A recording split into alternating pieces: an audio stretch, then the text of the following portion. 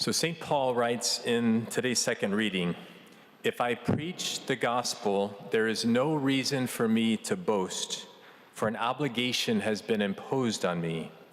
And woe to me if I do not preach it. I have been entrusted with a stewardship." These words have always echoed in my own heart as a priest because I've received so much from the Lord.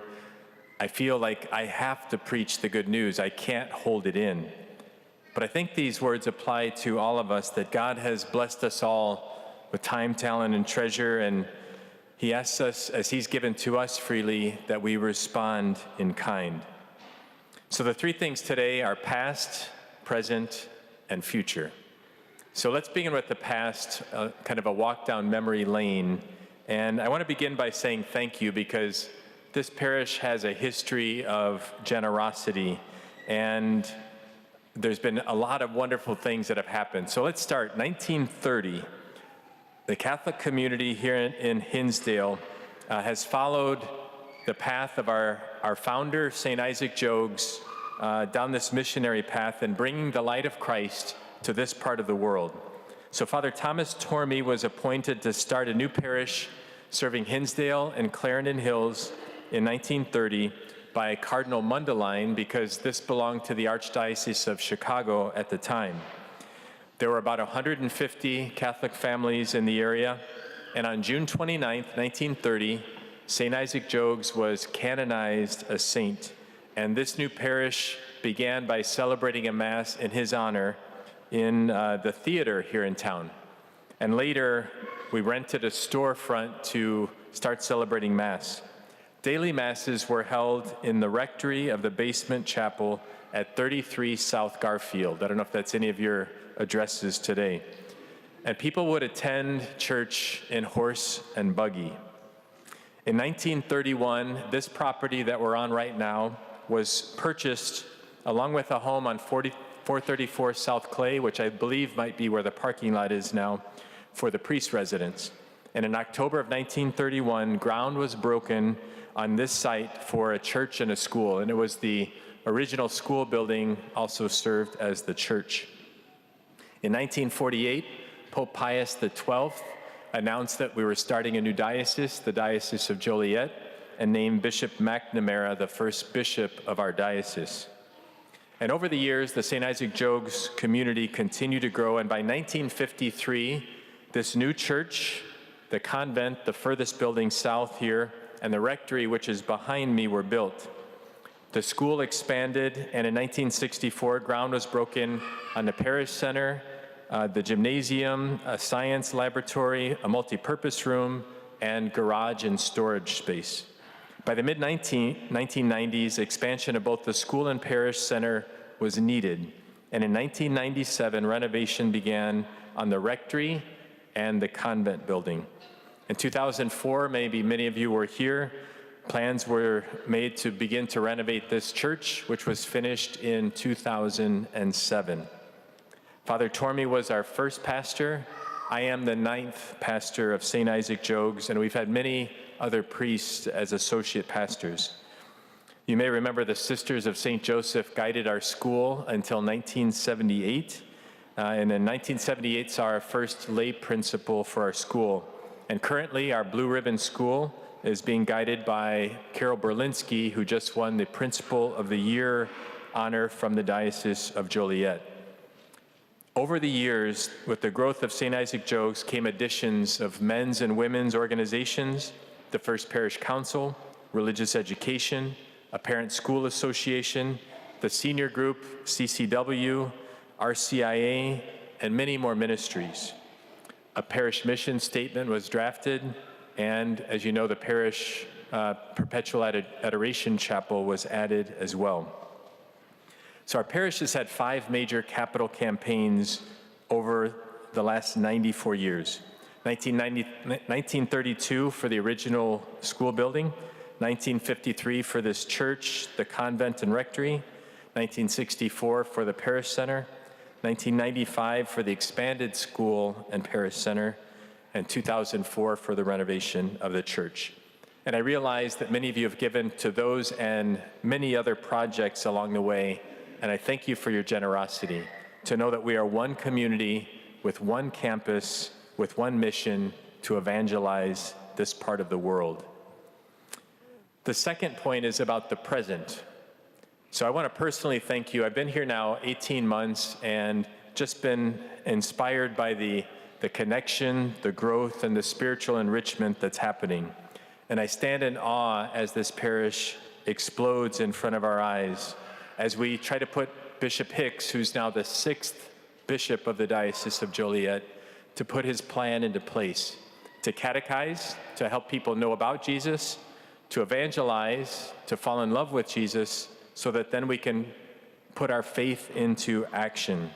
That is his goal, to help people along the path to salvation. And we are a part of that mission here at St. Isaac Jogues. So I can't help but imagine the pride that Father Thomas Tormey would feel in seeing how far St. Isaac Jogues has come since 1930. Now, close to a century later, Father Tormey would certainly be impressed with the growth and ministry from a house basement to this beautiful church, our wonderful school, our parish rectory behind us, a priest residence, that we serve over 2,500 families now in this area. He would be excited about the vibrancy of the community, and he would appreciate the investments and sacrifices that you and all of the former parishioners at St. Isaac Jogues have made. Presently, we ask you to help in a few different ways. One is Sunday offering, and I thank you for that because our Sunday offerings help to take care of our operating costs, the formation of adults, teens, and youth. School families are asked to pay tuition and also to an annual fund that helps with teacher retention bonuses. And then today we begin the Catholic Ministries Annual Appeal, which is the diocesan appeal, so that Bishop Hicks can continue his mission diocesan-wide to catechize, evangelize, and to put our faith into action. So I want to thank you for your generosity, because this parish, if I can say, always knocks it out of the park. So last year, our goal was $176,000. We pretty much doubled that goal, and $115,000 came back to our parish to help us with the mission. The new goal for 2024 is $189,000, and I have confidence that we will hit that. And so next week, we're going to have a video of Bishop Hicks. He'll be talking about the Catholic Ministries Annual Appeal, and you'll have an opportunity to pledge to that. If you haven't done so already, maybe through the mail, you've already received it. In your bulletin today, too, there's an insert that talks about where the money goes from the Catholic Ministries Annual Appeal. So I'd ask you to prayerfully consider how you can help that ministry. I also realize that there's second collections and other missions that we ask you to help with. The Diocese of Gallup, the Church in Latin America, Peter's Pence, and many others. There's so many wonderful things going on in the church. And I want to tell you that what we're doing is working. Listen to these statistics of what's happened in the last 18 months here at St. Isaac Jogues. In 18 months, we've had 300 new parish families register. The school has 550 students with a waiting list now for the younger grades.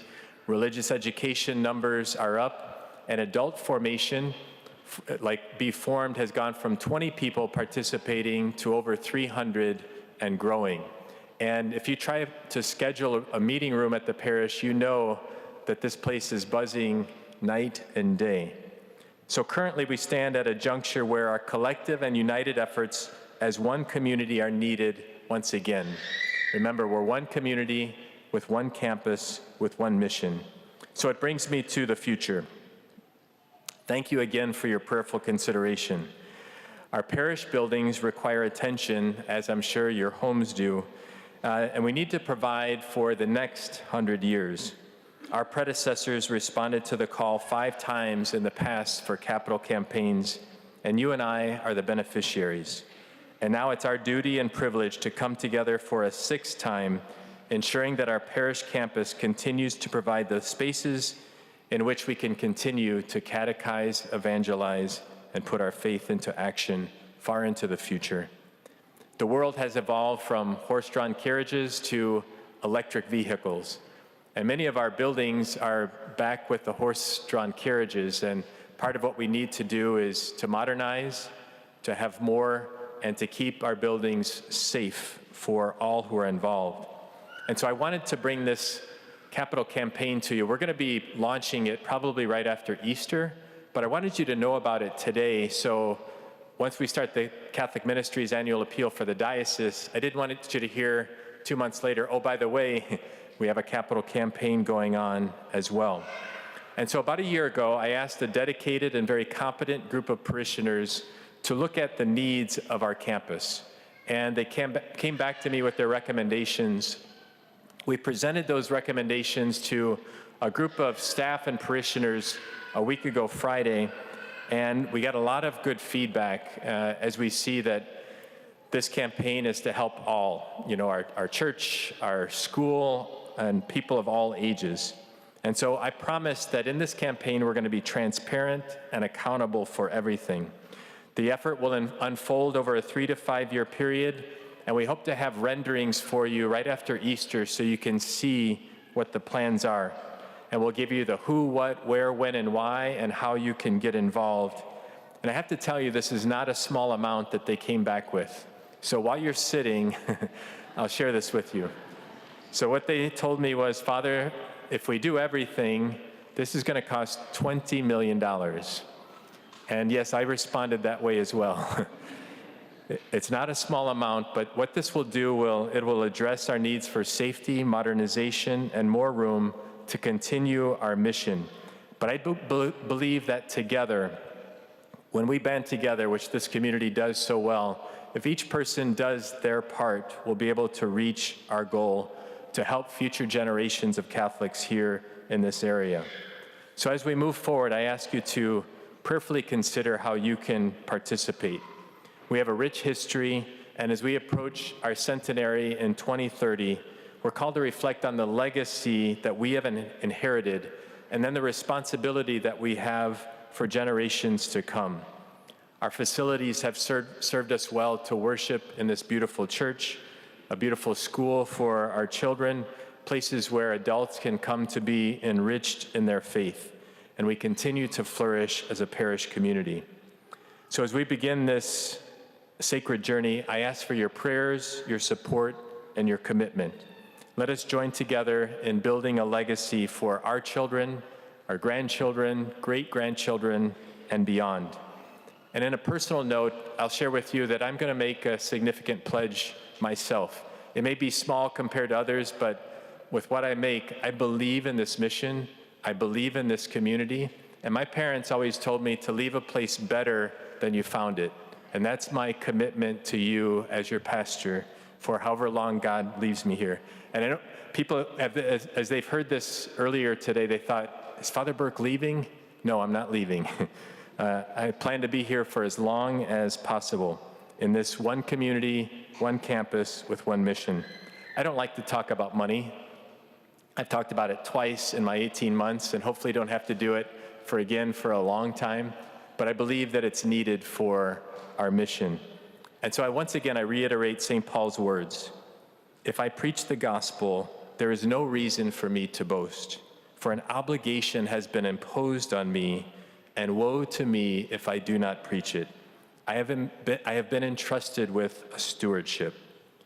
So my friends, let us be generous stewards of our time, talent, and treasure.